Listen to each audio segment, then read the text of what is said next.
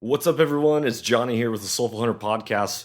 Going to do a little shout out for all you men out there and challenge you and ask you if you are looking for ways to go deeper and be around a group of men who are looking to find personal empowerment, emotional freedom, and redefine the legacy that you'll leave.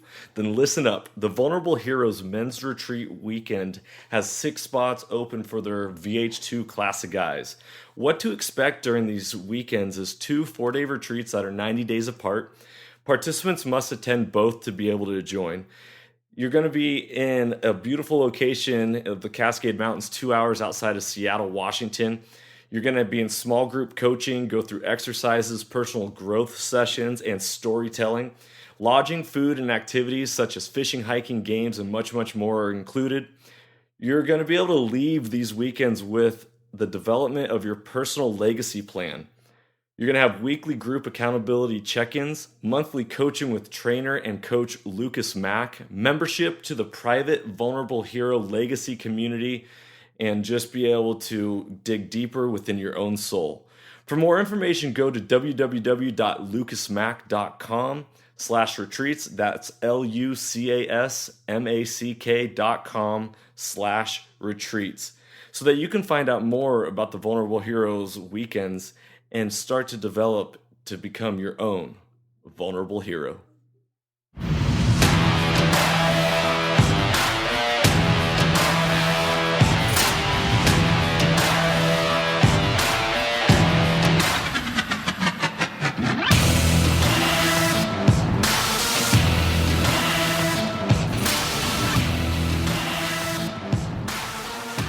Welcome, ladies and gentlemen, to the Soulful Hunter podcast. I am your host, Johnny Mack. Through this podcast, I am on a mission to transform lives through primal adventure and to spread my mission of mentorship as conservation. This podcast is powered by Washington Backcountry, a resource for all hunters new and old. To find out more about Washington Backcountry, go to wabackcountry.com or search for Washington Backcountry on Instagram, Facebook, and YouTube. All right, ladies and gentlemen, welcome back to another episode of the Soulful Hunter podcast. I'm your host, Johnny Mack. Today I want to talk about something that's been very heavy on my heart as of lately. And for those of you who have been following along with the podcast since episode 1, you've come to know a little bit about me and about how I had my 3rd child this summer. So I'm going to be sharing a little bit about what it's like to balance your passion versus your responsibility, and with the overarching theme of what it means to be a provider. So being a part of the Soulful Hunter, it means that I'm always and constantly reflecting upon my own self and my own life, and the inward reflection is going to lead to outward correction. And the idea is that I want to be the best I can be at everything, and specifically doing it with purpose and intent.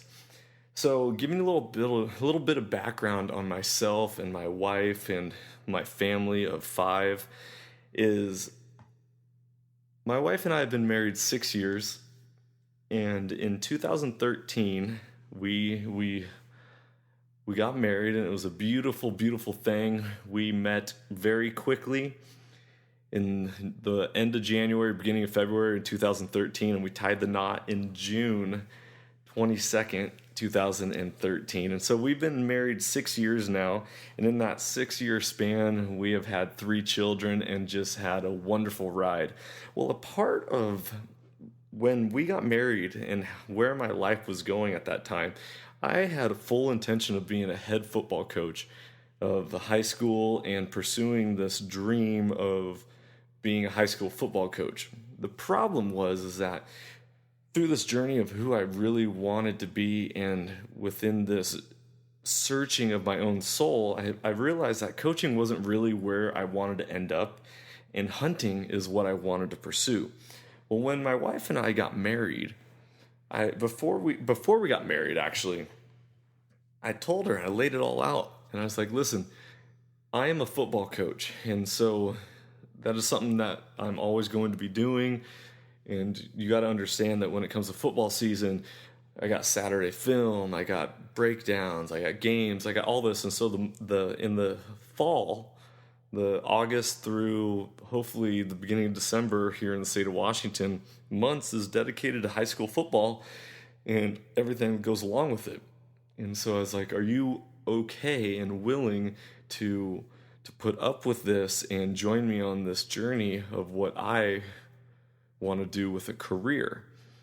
And so, young love and truly wanting the best for each other, she signed up for a marriage to a football coach, which all our falls were dedicated. And it was in this process, in the first couple years of our marriage, that I truly fell in love with hunting, and I did a lot of soul reflecting upon if I wanted to follow in the footsteps of my father and continue on with high school football, or if I wanted to pursue my own passions and dreams, and that was fully diving into a world of becoming a hunter. And so with all this that was going on, I was really challenging myself and diving into this concept of surrendering this idea of what my chosen path was supposed to be. As in my local community, I was really chosen as the heir apparent to the head football coach when he retired. And so I had this nagging feeling and sense in my soul, and I didn't know what to do, and I really struggled, and I kept putting it off. And finally, the year that my wife and I had our second son, Cannon, I decided to step down from coaching. That was it. I was done, and I was going to fully pursue hunting. Well, this is he's going to be 3 this month. So 3 years ago was when I shot my black bear, created Washington backcountry, got this idea of mentorship really being needed in the hunting community, and hit the road running and creating social media accounts and going from there. Fast forward a couple years, and it is July 2019. My wife gives birth to my 3rd son, praise God, which is just a miracle in itself that I have such a wonderful family and the ability to leave a legacy to these wonderful children. And with that came the concept of, how do I balance my responsibility as a husband and as a father to my wife, while balancing my own personal passion to become a hunter and to grow the Soulful Hunter podcast and Washington backcountry and everything that goes along with it. And so I really was struggling with this idea of what to do. And so leading into the season, I was able to draw a special permit in the state of Washington for a doe tag on Vashon Island here. And it is a tag that is open from August 1st to December 31st, which is super special because within that August, archery deer doesn't open up till September 1st. So it gave me a whole nother month previously that I could figure out my seasons. And normally I'd be going on a backcountry bear hunt. However, with the birth of my son a couple weeks prior, I knew that was out the window. And so I was able to squeeze in a 1-day hunt where I could fill a doe tag, put some meat in the freezer, and really experience that. But at the same time, I was really hoping for maybe 3 days of archery elk hunt, and then in October, maybe a rifle hunt, and, dabble here, dabble there, making sure that my wife is supported, feeling loved. I'm doing my responsibilities at my home with my children. And all of this, I'm just trying to juggle everything. And I was using the justification that a hunter is a provider, and providing food on the table was extremely important, and that even though it was only a couple of days being gone, that wouldn't have an impact on my family. Well, it turns out that after really soul searching and talking to a couple buddies, that I really challenged myself on what it means to be a provider. What it means to be a provider. Because we are called to provide not only safety and security, but as a man, I'm here to provide, food for my family, a paycheck to pay the bills, a house, and this environment of love. And love is the number one way that I'm going to provide for my family. Well, we're inherently selfish. As much as we like to deny the fact that we're not selfish, it just runs through us. Self-preservation is at the core of our existence. And so we ultimately want to just get out and do everything that fulfills our own soul, and yet easily ignore or not acknowledge those souls in which we are in direct contact with or have a responsibility to in everyday life. So when it came to my family and it came to this idea of hunting, which is my passion, which is podcast, which is the website, the social media, the YouTube channel, and this responsibility of what I had to do and what I get to do, and really what I'm blessed to do, and that is be a husband, be a father to 3 wonderful children, support my wife in a time which postpartum is a real thing and women deal with regularly and is not talked about enough. And that is to be there and love them with my time, love them with my patience, love them with my support, love them with my presence, and do whatever it is that my wife needs, be there for my children, and be a servant to my wife and my children. And being a servant is being a provider. Being there to provide them with whatever it is to help them and to support them through the tough times, through the good times. And ultimately, your children, if you have young children, you're listening to this podcast and you're really thinking, well, I don't have kids or my kids are grown. Well, if you have children, you understand a certain responsibility to them, and you should understand that when they are at a young age, they are only going to be young for a short time. And you do not get those days back. You do not get those months back. You do not get those years back. And before you know it, they're grown and they're moved on and they're out of the house, and you are looking in the mirror going, wow, where did the last 18 years of my life go? Well, this is something that I don't want to do, and I don't want to live with regret. And so even though this is a podcast in which we talk about hunting, we're going to talk about the other side of hunting as well and what it means to be a provider. And so I challenge you right now, as you're listening to this podcast, what does it mean to you to be a provider? What does it mean for you to sacrifice your passion for your responsibilities? Is there a way to balance it? Is there truly a way to do it all? Or is it we do it the best we can in the times and the seasons? My wife is just an amazing soul, and I've gotten to chat with her a lot over this, and this has not been easy for us. She knows that as a man, I renew my soul and I renew my spirit when I'm out in the wild and I'm in the mountains and I'm in God's creation pursuing game. And she knows that, and her heart hurts for me knowing that that is how I refresh my soul. But her heart also hurts through the struggle of which the newborn baby brings. They are a blessing, but man, they are a lot of work. And man, they are exhausting, especially when your child is crying nonstop, doesn't like to be set down, and is waking you up multiple hours throughout the night. It's very taxing, not only just having one child, but when you have older children that are not to an age that are self-sufficient yet. So my children are 4, 2.5, soon to be 3, and then brand new. And so this is a real interesting time in my life when I am trying to launch a podcast, get traction with the website, get traction with information, feed my own soul, fuel my own passion. But yet, what I said in episode 2 when I was talking with Tony about our very first bear hunt was my family will always be chosen over hunting. And one of the things on social media that you see nowadays is that it seems like these people are always out in the field or always out hunting for 7 days at a time, 10 days at a time, multiple seasons, or at least that's the view for me.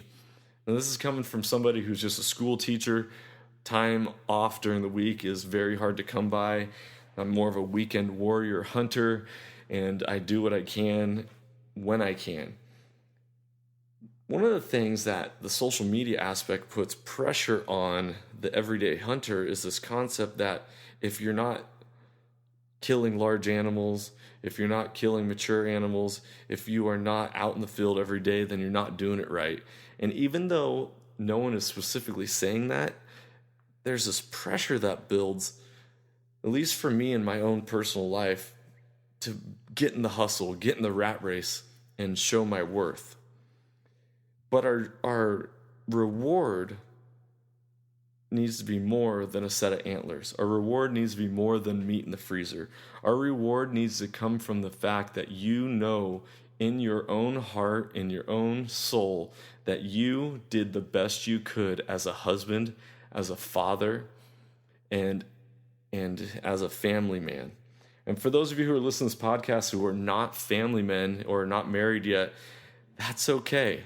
I want you to think about when it comes time for you to be a hunter, and when it comes time for you to getting in a relationship, that you're looking towards marriage, that you're looking towards a future with wife and children and all that, how is this going to work? How are you going to balance hunting, the passion, the responsibility, and then what does it mean to be a provider? I know that when I shot my elk this last year in 2018, my wife and I and our 2 kids at the time have been eating that elk meat for now over a year, and it has been a blessing to our family. But we would have been able to survive to this point with or without me shooting that elk. What that means is that even though we talk about as hunters, we want the purest form of meat, we love the pure protein, the organic aspect of it. We like the conservation side of it. My job, and what I feel like if I don't tell all of you this, then I'm doing myself a disservice and doing all of you a disservice, is that hunting has the ability to transform your life through the primal adventure. But it's not just the primal adventure of being out in the wilderness to really find yourself. It is through all the other challenges of learning how to become a better person, a better family man, a better family woman, a better husband, a better father, a better wife, a better son, daughter, and all these aspects, because that is where the true transformation lies. It lies within your own soul and what you create in every day. So going back to the hunting side of it, I've gotten out for deer one day this year in the 2019 season. Modern Rifle opens up this coming Saturday here in the state of Washington, and this is a tag in which I hold. However, I'm hoping that I am able to get out for late rifle season, which is 4 days, and I'm going to try to get out for 3 of those 4. To fill a deer tag, but also to be able to fill my turkey tags that I have for the state. And what I've really come to reflect upon is that regardless of whether I fill tags, regardless of whether I post on social media, my joy and my fulfillment does not come from killing an animal. It comes from providing for my family. My joy comes from providing for my family. And that provision isn't just meat. It is the love, the comfort, the support, the time that I dedicate to them, that I put into them, that I build into their lives. A measure of a man is not what he has achieved. It is what he has overcome. And it is your job and our job to not measure ourselves based off of our tally marks or the animals in which we've killed or the social media pictures in which we post. It is to measure ourselves based off of the impact we've left in other people's lives. Ultimately, how do you want to be remembered? The legacy in which you leave. Are you going to be someone who's going to be remembered as selfish, as self-gratifying, Now, I may not be speaking to everyone out there on this podcast, but I want you to understand that if you are a single person with no relationship ties to anyone, then go get after it. Live your life to the fullest. Live each day with purpose. But those of you who have a responsibility to a wife and children, to those of you who have a responsibility to a spouse, because we're not just talking to men here, we're talking to women as well. How are you going to leave your legacy? Who are you going to leave your legacy to? Teach people. Growing up in a household where my father was a coach and he coached multiple sports throughout my entire career, it was really cool to enjoy those moments in which he was coaching and I got to watch or I got to be a part of. But as days go by and the years progress, sports come and go. The times in which we spent afield are the times in which I remember and I wish I had more of. But it was because of distractions and choices in life that I missed out on a lot of those opportunities. And I don't want any of you out there listening to this podcast to miss out on the same opportunities. The same moments in time that you will never get back. There will be another season of hunting. There will be another year of putting in for tags and special permits. And speaking of special permits, I want to talk about this for a second because this is a part of balancing the passion versus the responsibility. I was having a talk recently with one of my good friends, Hannah, and she was talking to me about how special it was for her dad and her to be able to put in for special permits when she was very young. And so by the time that her point total reached a certain number, she was able to draw these special permit tags at a younger age. And she was talking about the concept of planning for the future. A lot of the reason why people do not hunt out of state is because they feel like it's too much of a hassle or it's too much of this, maybe too much money, the expenses, it costs a lot. But here's a challenge I want you to think about. Putting in for special permits and planning a hunt, whether it be out of state or planning a very special hunt years down the road, allows you the opportunity to truly invest in the lives of those around you and really make sure that things are taken care of at home. Because I guarantee that if you don't take care of things at home first before you go out into the field, it's going to just cause a giant snowball effect and become worse and worse as the days and months progress. So being a part of the Soulful Hunter is being able to address topics that are difficult, being able to reimagine and reinvent hunting as we know it, because it's not just all about tips and tactics of killing, of taking animals. Here's a tip, here's a tactic, and that's take care of your responsibilities at home. Love your family. Treat each day like it is a true gift, and that is why they call it the present. We're not promised tomorrow. It is a great day to be alive. Be in the moment. Live each day with purpose. And when you get the opportunities to go afield and to pursue game and to do your passion and do what you love, do it full-heartedly. And it's a lot easier to go about doing that when you've given full heart at home as well. So, ladies and gentlemen, this has been a little bit of a little insight into the Soulful Hunter, into my life, Johnny Mack, and to what is going on with this podcast, with life. Because ultimately, ladies and gentlemen, live your life. Life is meant to be lived. And just because I am not hunting does not mean I cannot make an impact in the hunting world. It does not mean I can't record podcasts. It does not mean I can't still work on the website and be involved in hunting. There's a time and a season for everything. And it is an opportunity for all of us to truly take a moment to pause, just like we would out in nature, move slowly, reflect, And do not miss the opportunities in which lay before you when it comes to the responsibilities of your life. Love your family.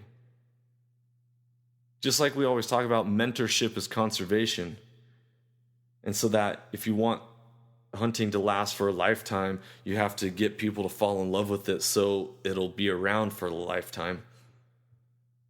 Build into the lives of your family members. Build into the lives of the people directly affected by you each and every day.